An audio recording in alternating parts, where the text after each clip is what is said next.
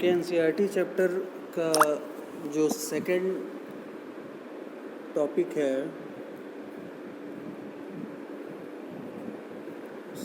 आपके एनसीईआरटी का जो सेकंड टॉपिक है हिस्ट्री बुक का, वो है नए राजा और उनके राज, new kings and their kingdom. ठीक है, ये क्लास 7th की एनसीईआरटी है। आपको मैंने इंग्लिश वर्जन भी भेजा है और हिंदी वर्जन भी भेजा है। इंग्लिश वर्जन का सीधे जो आप कह सकते हैं ट्रांसलेशन है हिंदी वर्जन में, और आप इजीली समझ सकते हैं कि कैसे इस चैप्टर में फैक्ट्स को बताया गया है। बेसिकली आप को ये जानना है कि जो आप चैप्टर पढ़िए इंग्लिश, आपकी बुक्स जो है इंग्लिश मीडियम में है, आपको बुक्स इंग्लिश मीडियम में स्टडी करनी है। बट इसके साथ साथ अगर आपको कहीं दिक्कत आ रही है, अगर आपको कोई प्रॉब्लम आपको डाउट आ रहा है, नहीं समझ में आ रहा है, तो आप इस बुक का भी हेल्प ले सकते हैं। तो मैं अभी हिंदी बुक से आपको एक्सप्लेन करने जा रहा हूँ। 7वीं शताब्दी के बाद कई राजवंशों का उदय हुआ। राजवंश जहाँ राजघराने जुड़े होते हैं। मानचित्र 1 में उपमहाद्वीप के विभिन्न हिस्सों में 7वीं से 12वीं शताब्दी के बीच शासन करने वाले प्रमुख राजवंशों को दिखाया गया। उपमहाद्वीप मतलब सब कॉन्टिनेंट, और मानचित्र का मतलब होता है मैप। ठीक है, शताब्दी का मतलब होता है आप कह सकते हैं सेंचुरी। ठीक है, और राजवंश का मतलब होता है किंगडम, और शासन का मतलब होता है आप एडमिनिस्ट्रेशन। ठीक है, तो ये देखिए, आप मैप देखिए, इसमें आपको दिखाया गया है कि कैसे कहाँ कहाँ कौन कौन से राजा थे। तो इंद्रप्रस्थ है, यहाँ पे आप मिड में देखिए, इंद्रप्रस्थ है, मुल्तान के अरब है, मंसूर के अरब हैं, अनरटक, नर्मदा नदी, ताप्ती नदी, गोदावरी नदी, माल के। तो इसमें आपको आप ध्यान से पढ़ेंगे तो यहाँ पे सबका आपको पता लग जाएगा किस किस क्षेत्र में किस किस राजवंश का राज्य था। तो बेसिकली आपने पहले चैप्टर में आपने मैप के बारे में स्टडी की थी। यहाँ पे थोड़ा मैप को और डिटेल फॉर्म में पढ़ेंगे, जहाँ मैप पे हम अलग अलग चीज़ों को रिप्रेजेंट करने की कोशिश करेंगे। तो यहाँ हमने राजवंश को रिप्रेजेंट करने की कोशिश की है। ठीक है, नए राजवंश का उदय। 7वीं सदी आते आते उपमहाद्वीप के विभिन्न भागों में बड़े भूस्वामी और योद्धा सरदार अस्तित्व में आ चुके थे। 7वीं शताब्दी मीन 700 BC के पहले की BC के आफ्टर एनो डोमिनी की बात हो रही है। तो 7वीं शताब्दी 700 ईस्वी में विभिन्न राजा आ गए थे, बड़े बड़े भूस्वामी जो जिनके पास बहुत बड़े बड़े क्षेत्र थे, वो आ गए थे, और अपने छोटे वर्ग को वो, अपने से छोटे लोगों को वो सामंत की मान्यता देते थे। उनसे उम्मीद की जाती थी कि वे राजा या स्वामी के लिए उपहार लाएं। जो सामंत होते थे वो उपहार लाने का काम करते थे राजा के लिए। उनके दरबार में हाजिरी लगाए, राजा के दरबार में उनकी उपस्थिति अनिवार्य थी। उन्हें सैन्य सहायता प्रदान करे। जो सामंत होते थे उनको राजा को सैन्य सहायता भी देनी होती थी। अधिक सत्ता और संपदा हासिल करने पर सामंत अपने आप को महासामंत, महामंडलेश्वर इत्यादि घोषित कर देते थे।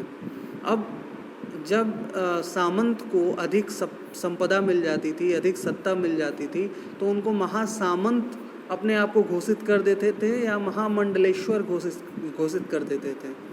ठीक है, कभी कभी वे अपने स्वामी के आधिपत्य से स्वतंत्र हो जाने का दावा भी करते थे। ये इनकी शक्ति बढ़ती रहती है। इनके पास शुरू से इनके पास आर्मी रही है, तो ये अपनी शक्ति बढ़ाते रहते हैं। और एक समय आता है कि जब ये स्वतंत्र राज्य हो जाने का या स्वतंत्र स्वामी हो जाने का घोषणा कर देते हैं, राजा से ऊपर की पदवी इनकी मिल जाती है। उदाहरण दक्कन में राष्ट्रकूटों का था। अब दक्कन में राष्ट्रकूट शासन थे, तो इसमें दिया है शुरुआत में वे कर्नाटक के चालुक्य राजाओं के अधीनस्थ थे। वे शुरुआत में चालुक्य राजा, आपने पढ़ा था चोल चालुक्य वंश के बारे में, अपने क्लास 6 में पढ़ा था। तो चालुक्य राजाओं के अधीनस्थ थे। 8वीं शताब्दी के मध्य में एक राष्ट्रकूट प्रधान दंती दुर्ग ने अपने चालुक्य स्वामी की अधीनता से इनकार किया, उसे हराया और हिरण्यगर्भ, शाब्दिक अर्थ सोने का गर्भ, नामक एक अनुष्ठान किया। जब यह अनुष्ठान ब्राह्मणों की सहायता से संपन्न किया जाता था, तो यह माना जाता था कि इससे याजक जन्मना क्षत्रिय न होते हुए भी क्षत्रिय के रूप में दोबारा क्षत्रित्व प्राप्त कर लेगा। कुछ अन्य उदाहरणों में उद्यमी परिवारों के पुरुषों ने अपनी राजशाही कायम करने के लिए सैन्य कौशल का इस्तेमाल किया। मिसाल के तौर पर कदम्ब मयूर सरमण और गुर्जर प्रतिहार हरिश्चंद्र ब्राह्मण थे, जिन्होंने अपने परंपरागत पेशे को छोड़कर शस्त्र को अपना लिया और क्रमशः कर्नाटक और राजस्थान में अपने राज्य सफलतापूर्वक स्थापित किए। ये जो आप चित्र देख रहे हो एलोरा की गुफाएं हैं, जिसमें विष्णु जी के नरसिंह अवतार को दिखाया गया है जो पुरुष सिंह के रूप में है। ये राष्ट्रकूट काल की कृति है, ठीक है, जो अभी आप पढ़ रहे थे, ये राष्ट्रकूट काल की कृति है। अब इसमें आपसे क्वेश्चन पूछा जा रहा है, क्या आपके विचार में उस दौर में एक शासक बनने के लिए क्षत्रिय के रूप में पैदा होना जरूरी था? तो ये क्वेश्चन है कि आप क्या सोचते हैं इसके बारे में कि उस समय क्या राजा बनने के लिए क्षत्रिय होना जरूरी था? तो इसका आप उत्तर खुद देंगे। यहाँ पे जो ऊपर आपने पैराग्राफ पढ़ा है वहाँ पे काफ़ी डेप्थ में चीज़ें बताई गई हैं, तो इसके अकॉर्डिंग आप समझ सकते हैं। राज्यों में प्रशासन, इन नए राजाओं में से कईयों ने महाराजा धीराज, राजाओं के राजा, त्रिभुवन चक्रवर्ती, 3 भुवनों का स्वामी और इसी तरह की अन्य भारी भरकम उपाधियां धारण की। लेकिन इस तरह के दावों के बावजूद वे अपने सामंतों के साथ ही साथ किसान, व्यापारी तथा ब्राह्मणों के संगठनों के साथ अपनी सत्ता साझेदारी करते थे। इन सभी राज्यों में उत्पादकों अर्थात किसानों, पशुपालकों, कारीगरों से संसाधन इकट्ठे किए जाते थे। इनको अक्सर अपने उत्पादों का हिस्सा त्यागने के लिए मनाया या बाध्य किया जाता था।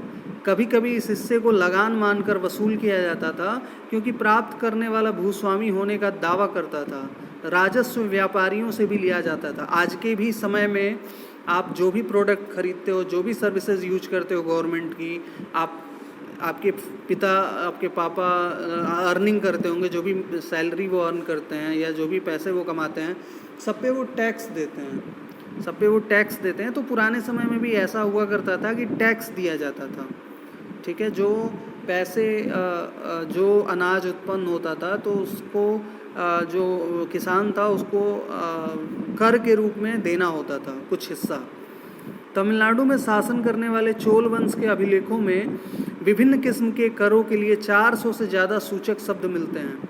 सबसे अधिक उल्लिखित कर है वेट्टी, जो नगद की बजाय जबरन श्रम के रूप में लिया जाता था, यानी जबरन श्रम, और कदमाई यानी भू राजस्व थे।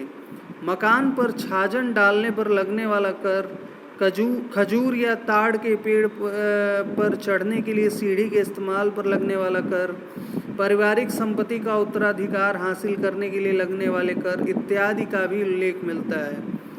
तो क्या आप इस बात को पता कर सकते हो कि आज भी इस तरह के कर वसूले जाते हैं? क्या आपको पता करना है। ये संसाधन राजा की व्यवस्था का वित्तीय आधार बनते थे। अब जो यहाँ से पैसे कलेक्ट होते थे कर के रूप में, वो राज व्यवस्था चलाने में मदद करते थे। साथ ही मंदिरों और दुर्गों के निर्माण में भी इस्तेमाल होते थे। इस मुद्रा का, इस पैसे का यूज मंदिरों और दुर्गों के निर्माण में होता था। संसाधन उन युद्धों को लड़ने में भी इस्तेमाल होते थे। संसाधनों का यूज, लड़ाई के लिए जो संसाधन चाहिए होते थे उनका भी ये जुटाते थे इस पैसे से, ठीक है। और ये हमेशा पैसे बटोर लेने की कोशिश करते थे, लूटपाट से, जमीन और व्यापारिक मार्गों के प्रयोग से ये पैसे इकट्ठा करना जानते थे। राजस्व वसूलियों के लिए पदाधिकारियों की नियुक्ति सामान्यतः प्रभावशाली परिवारों के बीच से की जाती थी। अब ये है कि जिनका ज़्यादा पकड़ था सोसाइटी में, जो ज़्यादा उच्च पदवी पे थे या जिनका सामाजिक दायरा बड़ा था, उन तरह के लोगों को ही राजस्व वसूली के लिए उनको नियुक्त किया जाता था। और ये वंशानुगत होता था। वंशानुगत मतलब पीढ़ी दर पीढ़ी, यानी आपके बाबा के बाद आपके पापा हुए, पापा के बाद आप हुए, तो आपके बच्चे, फिर उनके बच्चे, तो ये पीढ़ी दर पीढ़ी चलती जाने वाली प्रक्रिया थी। सेना में भी ऐसा ही होता था। सेना में भी जो भर्तियां होती थी वो वंशानुगत होती थी। कई बार राजा के निकट संबंधी ही इन ओहदों पर होते थे। राजा के निकट संबंधी ही कभी कभी इन ओहदों पे होते थे। ठीक है। प्रशस्तियों में ऐसे ब्यौरे होते हैं जो शब्दशः सत्य भी हो सकते हैं, लेकिन ये प्रशस्तियाँ हमें बताती हैं कि शासक खुद कैसा दर्शाना चाहते थे। अब प्रशस्तियाँ और भूमि अनुदान, ये क्या होता है? ये जो प्रशस्तियाँ और भूमि अनुदान है, ये क्या है? ये प्रशस्तियाँ मतलब क्या होता है? प्रशस्ति पत्र, जो मतलब आप जो आपको कह लीजिए कि जो आपको किसी मंच पे जाके पुरस्कार मिलता है, या आपको किसी पद के लिए आपको पुरस्कार मिलता है, उसको प्रशस्ति कहे जाते हैं। ठीक है। और प्रशस्ति पत्र में शासक अपने आप को कैसा दर्शाना है, उसको अच्छा, दयालु, अपने आप को बहुत वीर दर्शाना है, उग्र दर्शाना है, वो उस माध्यम से अपने प्रशस्ति पत्र के माध्यम से दर्शा सकते थे। और ये ब्राह्मणों द्वारा रचा जाता था और ये प्रशासन में मदद करते थे। ठीक है। तो ये देखिए, कई शासकों ने प्रशस्तियों में अपनी उपलब्धियों का बखान किया है। कई जो शासक हैं उन्होंने प्रशस्तियों में अपनी उपलब्धियों का बखान किया, जैसा ऊपर कहा गया है। आपने पिछले साल, हाँ, आपने इंस्क्रिप्शन और इंस्क्रिप्शंस के बारे में पिछले साल डिस्कस किए थे, तो इंस्क्रिप्शन को भी आप प्रशस्ति पत्र में भी ले सकते हैं। तो समुद्रगुप्त के बारे में आपने पढ़ा था। संस्कृत में लिखी गई ग्वालियर मध्य प्रदेश में पाई गई एक प्रशस्ति में प्रतिहार नरेश नागभट्ट के कामों का वर्णन किया गया है, जो इस प्रकार है। आंध्र, सैंधव, सिंध, विदर्भ, महाराष्ट्र का एक हिस्सा और कलिंग, उड़ीसा का एक हिस्सा के राजा उनके आगे तभी धराशायी हो गए जब वे राजकुमार थे। मतलब ये दिखाता है कि वो राजा कितने बलवान थे और कितने ज़्यादा मतलब उनका कितने शक्तिशाली थे कि उन्होंने अपने युवावस्था में ही इतने बड़े क्षेत्र को अपने अंडर में ले लिया था।